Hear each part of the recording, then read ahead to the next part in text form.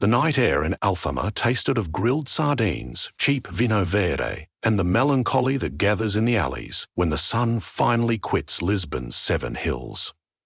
Bathed in dim amber from wrought iron lamps, the Rua de São Miguel narrowed into a centuries-old tavern called O Cravo Partido. Inside, 30 patrons sat breath-held around a lone figure on a wooden chair, Inés Diaz, one of the last cantaderas entrusted with weaving the threads of fate through fire. Her black shawl clung to her shoulders like night soot, tassels trembling with every measured breath. The Portuguese guitar beside her provided a mournful prelude, tung-tum-tang, notes sliding down masonry toward the river. When she parted her painted lips, her voice was not merely sound. It was linen on a loom. Each syllable a shuttle guiding invisible filaments. To mortal ears, the song was about a fisherman lost at sea, but inside the thin space where destiny lives, silver strands wound themselves around new lovers, old widows, and babies yet unborn, knotting possible futures to anchor them against chaos. The patrons sensed the gravity. They stared into their wine as though afraid their own reflections might cry out. None dared interrupt. Except, unfortunately, Ethan Caldwell. Ethan had arrived in Lisbon an hour earlier, wearing a flamingo-patterned shirt he'd bought at Chicago O'Hare for vacation vibes. His guidebook promised live music and authentic local feelings in Alfama, so he'd followed the scent of sardines and squeezed into the tavern. Oblivious to the hush, he slid onto a bench in the back, delighted that a perfect photo opportunity had dropped into his lap. He did try to be respectful at first. He took 4 flashless pictures, wrote "culture" in his notes app and leaned back, beer in hand. But Ethan had a curse. Any melody catching his ear became an earworm that forced him to hum along, usually off-key. So when Inés climbed an octave to the line about the fisherman's orphan daughter, Ethan, thinking himself silent, released a soft murmur to the tune of Sweet Caroline, a song lodged in his skull since college. A single wrong consonant inside a fate-weaving fado is like a pebble kicked into a spiderweb. Inés felt it instantly. The threads she'd shaped frayed, ends whipping loose. The unborn lovers she'd spliced together suddenly floated apart, the widow's solace unspooled. Futures she'd bound with aching care fluttered like torn sails. The guitar player gasped and dropped a chord. Patrons froze. Inés's note shattered into a cough, and the shawl slipped from her left shoulder as if the universe itself recoiled.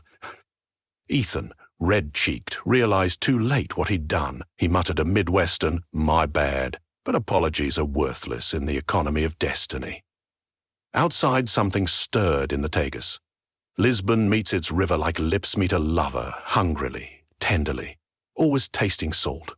But tonight, the water convulsed. Beneath the surface, dormant for centuries, an Engion and eel older than the Romans' first trireme here stretched awake. It was blind and pale, shaped more from the absence of light than from flesh. It fed on undone fates, and the unravelling in O Cravo Partido rang through its skull as a dinner bell. Inside the tavern, Inés pushed from her chair. "Todos para fora," she hissed. "Everyone out." Ethan, uncertain, pointed at himself. "Even me," she answered in English, every syllable clipped. "Especially you." Patrons surged past him like a tide. Moments later, Ethan found himself in the alley beside Inés, the guitarist, and a handful of startled tourists. A wind, river-raw and metallic, swept uphill. Church bells began to toll, though it was nowhere near the hour. "What did I do?" Ethan asked. The guitarist, Pasha, spat onto the stones. "You hummed over a fado. You snapped the chords of Destino. Do you not read guidebooks?" "Mine said nothing about chords," Ethan said weakly. Eden's eyes glinted, black pearls drowned long ago. "The song is a net. It keeps the city's future from drifting." She pointed downhill. "Now an eater of loose futures rises, Ingyondu Fim. If it reaches shore, it will swallow every tomorrow Alfama has left. Ethan forced a chuckle. Is this an immersive theatre? Between words, thunder cracked from the river. From the Miradora de Santa Lucia, a couple screamed. Even at this distance, Ethan saw water surging up a staircase, as if the Tagus were not water, but an enormous serpent muscling toward land. No actor could fake that. Pacheco turned to Inés. "We must consult the confraria. They are scattered," she answered, voice ragged with guilt. "Go Alone was singing tonight. I alone let the net tear." Ethan raised a tentative finger. "Couldn't you just sing again, re-net things?" "The song is broken," she said. "Its pattern is lost until the next moon passes." She seemed to shrink under the lantern. "Unless we repair the tear directly, knot by knot." "Great," Ethan said. "Let's do that." Her gaze speared him. "We, tourist, you caused this. You caused this. You helped." Ethan, whose artistic achievements ended at half-learned ukulele chords, swallowed. "I don't know the first thing about weaving fate. You know how to hum over fate," Pacheco said. "Start there." The scream nearer, a fishmonger fleeing uphill, eyes wide, mouth frothing. Behind him, water sloshed with unnatural intent, forming a tongue of current that groped the pavement. In its wake, cobblestones aged, a century, mortar crumbling as if tomorrow itself were drained away. Ethan understood then. The eel didn't just eat futures, it voided potential. Plants withered before blooming, paint peeled before drying, lovers argued before meeting. The city would wink out, not in flame, but in grey disappointment. "Okay," he said, voice quaking but firm. "Tell me what to do." Ian beckoned him and Pacheco back inside the tavern, shutting the heavy oak door against the rising wind. She lit 2 candles and fetched a leather satchel embroidered with tiny musical notes. From it, she drew skeins of thread, silver, indigo, and a bleeding crimson. "Every fat Easter keeps her a limbic," she explained. "Sounds become fibres, sorrow becomes dye. Hold these." She dropped the skeins into Ethan's trembling hands. They felt cool, humming, faint as a bee trapped in glass. "Step 1, she said. "Follow the loose ends. Wherever a destiny unravelled, a thread remains trailing. We must gather those ends before the eel devours them fully." "How do we find them?" Ethan asked. Pacheco unslung his Portuguese guitar and plucked a minor chord. The front wall flickered. Fine silver filaments surfaced, running like spider cracks across plaster and out through the windows toward the night. One glimmered thicker than the rest. "That one," Inés said, pointing, "belongs to a baby meant to be born tomorrow to the Gomes family. Without the thread, the mother will miscarry tonight." Ethan's throat tightened. "So What, tie it back? First we reclaim it. The loose end will be near the expectant mother, but be swift, the eel spawn already gnaw." Ethan followed the filament out of the tavern. Inés and Pacheco came behind, guitar chiming to keep the thread visible. Rain began, though the sky showed stars. Drops hissed against stone, each sizzle a tiny future dissolving. The thread led them to a 3rd-floor apartment above a bakery. Isis kicked the door. A weary man opened, eyes rimmed red. Inside, his pregnant wife lay on a sofa, clutching her belly, expression twisted in sudden grief. Isis knelt, placed crimson thread across the woman's abdomen. She hummed a single line of the broken song. The thread shone, sank into the woman like water into sand. Her pained breathing eased. Colour returned to her cheeks. Ethan exhaled, relieved, until boards creaked behind him. A thing like a flood-soaked rope crawled through the doorway. It had no face, yet Ethan sensed hunger. "Fate eel spawn," Inés had said. Reacting on instinct, Pacheco slammed a cord.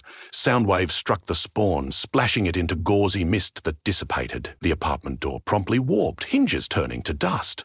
"Every cord costs the wood of the world," Pacheco muttered. "We must hurry." Back on the street, church bells rang backward. The Tagus was now 4 blocks inland. Water eddied around tuk-tuks, corroding metal into dull rust as drivers fled. From the shifting flood rose the mother eel, pale and thick as a tramcar, jaw wide enough to swallow the Arco de Rua Augusta. His blind head turned toward Inez's party, nostrils tasting newly reclaimed fate. "We need bigger sorrow," Inez whispered. "Only pain strengthens thread quickly." "I stubbed my toe earlier," Ethan offered weakly. "Not enough. You must bleed, story, not skin." She directed him toward the Lago de Chafares. "Find a memory that hurts. Sing it. I will weave its sorrow around the repaired threads to hide them." Ethan stared. "I can't sing." "You must, or Lisbon dies whispering your name." The square was half flooded. Azulejo tiles popped off walls as the eel's aura leached centuries of labor into dust. Ethan climbed the steps of a kiosk that had once sold postcards and cleared his throat. Inez signaled Pacheco, who struck a simple progression in F minor. Ethan closed his eyes.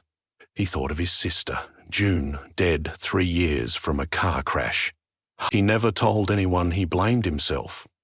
He'd texted her the night she died, asking for a late-night ice cream run. If he hadn't, maybe she'd have stayed home. The memory cracked open inside him. Words stumbled out, tuneless at first, then shaping into a melody anchored by regret. He sang of dotted yellow lines under headlights, of phones buzzing, of an intersection's terrible blink. Around him, air thickened. Inez, eyes wet, guided silver thread across his shoulders, drawing sorrow like dye into fibre. The eel halted, as if sniffing the new tapestry. Futures around the square stopped aging. A geranium resurrected its bloom. Encouraged, Ethan hit a higher note that scraped his throat raw. He felt something tear inside, shame releasing. Inez tied off the woven patch. Good. 2 more major threads remain. Before they could move, the eel lunged, water surged. Pacheco was swept off his feet, guitar bobbing behind like a lifeboat. Ethan grabbed a lamppost, arms screaming. Inez stood firm, shawl claws hooking cobbles unseen. Fadistas learn to anchor in stormy currents of song. The eel's mouth gaped above them, filled with smaller eels knotting together. No teeth, its weapon was erasure. It inhaled, and colour drained from buildings, leaving them sepia. Inez tossed Ethan a coil of indigo thread. "Wind this around the lamppost and yourself. Quick." He looped twice as suction intensified. Indigo lines glowed, rooting him to iron. The eel exhaled, thwarted for a moment. Inez inserted 2 fingers into its passing flood, and when she withdrew, a handful of stolen threads clung to her nails, glimmers belonging to teenagers now doomed to never meet. She pocketed them for rewinding later. Pacheco clambered back, soaked and shivering. "The eel knows we are mending. It will strike the heart of our city, Beisha and Chiado, too many futures to protect. Then we mend on the run," Inez said. "Ethan, you ready?" He tasted blood from singing, but nodded. "Let's weave." They raced downhill. The streets they crossed aged, then yo-yo to youth each time Inez yanked a thread clandestinely free of the eel's suction. They reached the Elevador de Santa Justa. Its ironwork, proud and neo-Gothic, screamed as rivets rusted to powder. The elevator carriage dangled mid-air, cables thinning to spider silk. One cable glimmered, silver. "A young engineer is on that lift," Inez said. "He was meant to patent a tidal turbine in 20 years. We lose him, Lisbon loses cheap, clean power." "How do we save him?" Ethan asked. "By giving his future a counterweight," trailing Ethan's ankle. "Belongs to you, amigo. Your life remains pliable. Donate possibility." "Donate?" Ethan echoed warily. Inez's voice softened. "Offer one potential path you could have walked but never will. The thread will fuse onto the engineer. Ethan thought. He had once dreamt of opening a brewery with his best friend. They'd sketched labels, researched hops, but after June's death he abandoned the plan. He untied the ankle filament, feeling a pang as if releasing a balloon. He untied the ankle filament, feeling a pang as if releasing a balloon. "Attach it," Ethan urged. Ethan flung the filament. It sailed like gossamer, wound around the elevator cable. The metal thickened, returning to brightness. The carriage steadied. Inside, the young engineer clutched the railing, unaware his future had been reinforced by someone else's relinquished dream. A shudder rippled beneath their feet. The eel surfaced at Praça do Comércio, smashing colonnades. Tourists ran, shoes dissolving mid-stride, cameras rusting in hands. Pigeons turned grey and dropped mid-flight. Only one thread remained loose. Inés said, guiding them through debris. It led into the Igreja de São Domingos, a church already scarred by fire centuries ago, walls blackened but steadfast. Now its stone blistered as the eel's miasma seeped. Inside knelt an old woman lighting a candle. The thread hanging from her wrist sparkled. "She prays for reconciliation," Inés whispered. "She hasn't spoken to her sister in 40 years. Their eventual reunion was to inspire a novelist who would win the Camion's prize. Lose her, we lose stories." Ethan approached. "But we can't just tie a thread? Reconciliation is built on sorrow transformed into mercy," Inés answered. "You must help her feel sorrow without despair, or confess your own forgiveness owed." Ethan's gut clenched.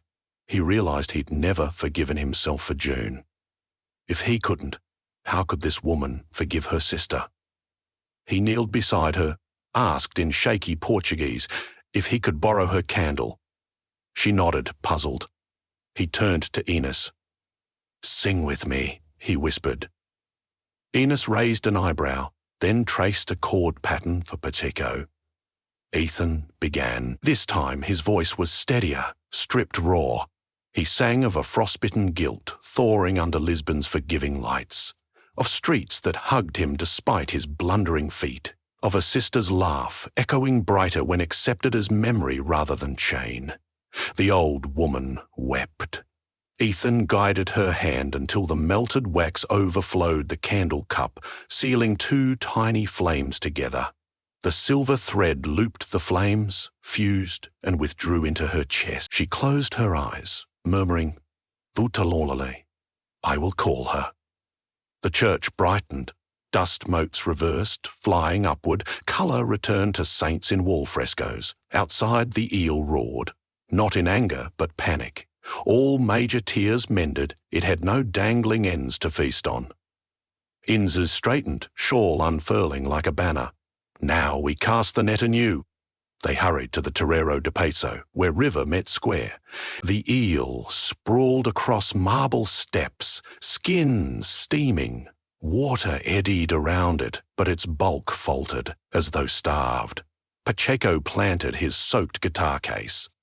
Inés withdrew every reclaimed thread. Ethan's indigo sorrow, crimson hope, the brewery dream, countless others. She twisted them into a massive cord that pulsed like a living artery.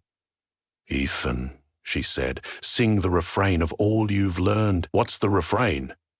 "Fado is saudade, longing measured by love. You know it now." Ethan inhaled salty air. He began with a low hum. This time not Sweet Caroline, but the minor progression Pacheco played. He stacked syllables. June's name, the engineer's unbuilt turbine, the baby Gomes, the two sisters, Lisbon's tiles, tram bells, gull cries, guitar strings, sardine smoke, wine laughter, cobblestones warmed by dusk, every note a thread, every thread an admission that nothing is truly lost if sung into remembrance. Inés joined, her voice a river under moonlight. Pacheco's chords soared. The cord in Inés's hands unraveled into a net of shimmering grief-joy. She hurled it. The net floated above the eel and dropped. Upon contact, it dissolved into lines that sank through pale flesh, pinning not the body, but the possibilities it had swallowed, back into sequence. The eel writhed, emitting a sound like 1,000 pages flipping. Water receded. Rust reversed. Crumbled plaster reconstituted. Pigeons fluttered alive. The eel shrank, compressed by futures turning solid around it. Soon only a finger-thick fish remained, flopping harmlessly. Inez scooped it, whispering an old blessing, and tossed it back towards the Tagus. The river accepted its tiny splash with indifferent ripples. Silence dropped. Then shouts of astonishment rose from every direction as Lisbotas discovered the city intact. Memories oddly richer, as though dreaming sadness had deepened their day. Ethan collapsed onto the damp marble. Isis sat beside him. "You wove well," she said. "Did I?" he laughed, half sobbing. "I felt like a stray thread myself." "That's all any of us are," she replied. "Strays seeking pattern." Pacheco joined them, slumping with his battered guitar. "The Confraria will hear of this. They may invite you, Ethan. We need new voices." Ethan eyed the dark river, calm again. "I'm just a tourist." "You're a tourist who gave away a dream to save another's," Inez said. "That is the most Portuguese thing you could have done," he considered. "I'd need a better shirt." They laughed, tired, relieved. A breeze swept the square, carrying the scent of grilled sardines restarting on charcoal. Restaurants reopened. The bells chimed the proper hour at last. Ethan stood, muscles aching in places he'd never bothered to name. "In Seeth your song earlier, the one I ruined. May I stay to hear it finish tomorrow?" She smiled, sorrow and kindness braided. "Tomorrow's thread is already woven. Come back and listen. But leave the humming to the river." Ethan saluted, hand over heart. As he walked away, he passed groups reuniting, lovers embracing a little tighter than necessary, tourists snapping photos none would believe. He patted his pocket for his phone, then decided against more pictures. Some stories belonged to memory, woven into the hush between chords. At the archway leading into Alfama, he paused. The bruise of grief inside him was still there, but it no longer throbbed. It beat like a drum, keeping temper. He faced the river one last time. In moonlight, the Tagus looked like a sheet of polished pewter. Somewhere beneath, a small eel carried the lesson of a repaired night. Ethan hummed 3 notes. Not enough to disturb anything, just enough to remind himself of the melody of fate. And turned uphill, toward the lamps, the shawls, and the city that had taught him to sing sorrow into hope.